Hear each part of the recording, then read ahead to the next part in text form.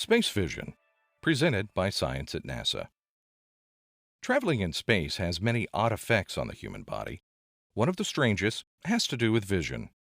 After spending some time on the International Space Station, many astronauts discover that they cannot see as well as they do on Earth. The effect is so well known that members of the crew routinely pack space glasses to correct their vision in orbit. Researchers still aren't sure what causes the problem, but they would like to solve it before humans travel beyond low Earth orbit. A trip to Mars could take at least 3 years, 5 times as long as a mission to the station. So it's important to learn about the adverse effects of microgravity on vision and develop ways to counter them. Christian Otto, of the University Space Research Association in Houston, Texas, is one of the researchers trying to get a clearer understanding of space vision. He is the principal investigator of the ocular health study now underway on the space station. An accomplished off-road triathlete with an interest in human performance in extreme environments, Otto is well suited to this PI role. He once toted an ultrasound machine up Mount Everest to study the effects of oxygen deprivation on intracranial pressure. Now with the ocular health study, he's remotely conducting similar tests on astronauts. Testing astronauts before, during, and after their missions to the station shows us their status pre-flight and helps us identify changes that result from the environment and microgravity on the station, explains Otto. On the space station, the body's fluids, particularly the blood supply, shift toward the head, much like what happens on Earth when you lie down. Therefore, it is hypothesized that the pressure inside the skull increases. That increase in intracranial pressure is believed to be transmitted to the eye and optic nerve, leading to changes in eye structure and visual acuity. Optic disc edema, or ODE, swelling of the optic disc, is the most critical change. If it persists, it can lead to a loss of peripheral vision and eventual blindness.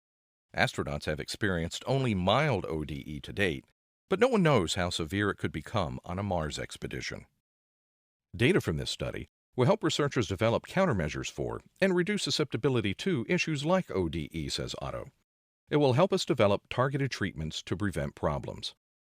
Adding preliminary data from the ocular health study to data from previous vision impairment and intracranial pressure, or VIIP studies, Otto and his team have made some interesting discoveries. Around 70% of 33 International Space Station crew person subjects have experienced mild VIIP, and we're finding that men are affected about twice as severely as women. ODE is measured on a scale of 0 to 5, with 1 being the least affected and 5 being the most. 6 out of 7 subjects with ODE were grade 1, while the 7th subject had a grade 3 eye. All 7 subjects that developed clinical grade ODE were men. Results from the ocular health study will help doctors better understand disorders such as glaucoma and idiopathic intracranial hypertension, or IIH, that can plague people back on Earth. The latter is a condition in which cerebrospinal fluid pressure rises and remains elevated for a long time, causing severe headaches that even the strongest pain medications can't touch. Like glaucoma, the condition sometimes leads to vision loss and blindness. Says Otto, this study will tell us more about non-invasive measurement of intracranial pressure. The way doctors measure it now is through a spinal tap, or making a burr hole in the skull and inserting an intraventricular monitor. We are pushing the envelope in several areas of terrestrial clinical medicine. NASA's ocular health study is providing new insights in neurology, neurosurgery, ophthalmology, and cardiovascular physiology. The clinical community is very excited.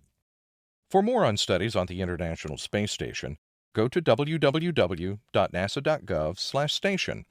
For more clear-eyed science news, stay tuned to science.nasa.gov.